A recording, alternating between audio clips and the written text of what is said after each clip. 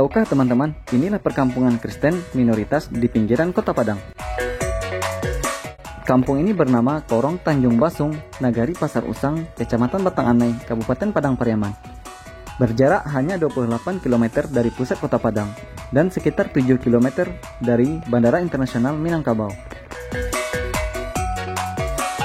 Daerah ini dikenal juga dengan Kampung Bhinneka Tunggal Ika karena keberagaman keyakinan masyarakatnya. Terdapat 3 keyakinan yang berbeda di daerah ini. Umumnya adalah beragama Islam, dan ada juga yang beragama Kristen Protestan dan Kristen Katolik. Ada 2 gereja di daerah ini. Yang satu gereja BNKP untuk jemaah Kristen Protestan, dan satu lagi gereja Katolik Kristus Bangkit untuk jemaah Kristen Katolik. Kedua gereja ini dibangun oleh masyarakat pendatang dari Nias beratus tahun yang lalu.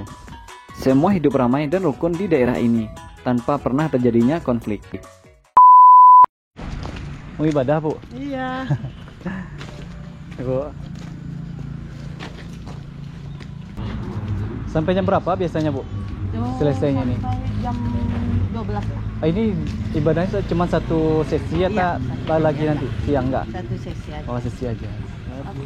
Ini merupakan tradisi dari masyarakat etnis Nias. Yang merupakan tradisi lompat batu.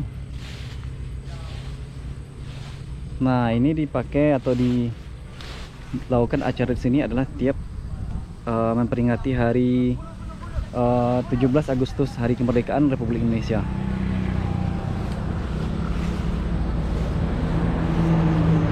Karena faktor adat yang sudah mengakui, yang kedua karena ada perkawinan campur. Jadi sebagian orang-orang Minang di sini keturunan orang Nias juga. Orang Nias juga ada ibunya orang Minang. Jadi karena sudah ada hubungan keluarga, makanya mereka mau tidak mau rukun karena saudara. Walaupun berbeda keyakinan. Walaupun berbeda keyakinan. Tapi sebagian juga ada orang kita Nias yang ke Muslim. Oh, ada juga yang pindah. Ada karena dia menikah dengan orang Minangkabau, dia ke Islam. Jadi banyak nenek-nenek orang Minangkabau di sini itu orang Nias. Mereka tahu itu. Sampai ke Pulaan itu mereka banyak di sana. Sudah bercampur lah intinya. Bercampur. Berarti di antara interaksi antar masyarakat di sini pun nggak ada perbedaan lagi kan? Tidak ada lagi. Kalau ada pesta orang Nias, itu ada 2 macam, 2 tahap. Satu pesta adat khusus orang Nias, satu pesta untuk orang Minang. Berarti masakan itu beda juga, Pak? Berbeda harinya. Oh, beda harinya. Kecuali kalau orang Minang, karena orang Nias ini kan boleh makan apa saja. Kalau orang Minang 1 kali saja. Dia undang sekaligus orang Nias, orang Minang. Dia kasih juga penghormatan pada orang Nias karena dia tahu leluhurnya juga dari sana tadi ada bercampur. Itu yang faktor yang kedua. Dan faktor ketiga karena pemerintah. Ya, pemerintah juga sudah mencanangkan bahwa desa ini adalah Nagari Bhinneka Tunggal Ika, menjadi tauladan. Jadi 3 itu, Pak.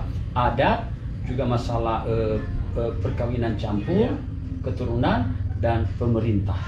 Nah, itu, Pak.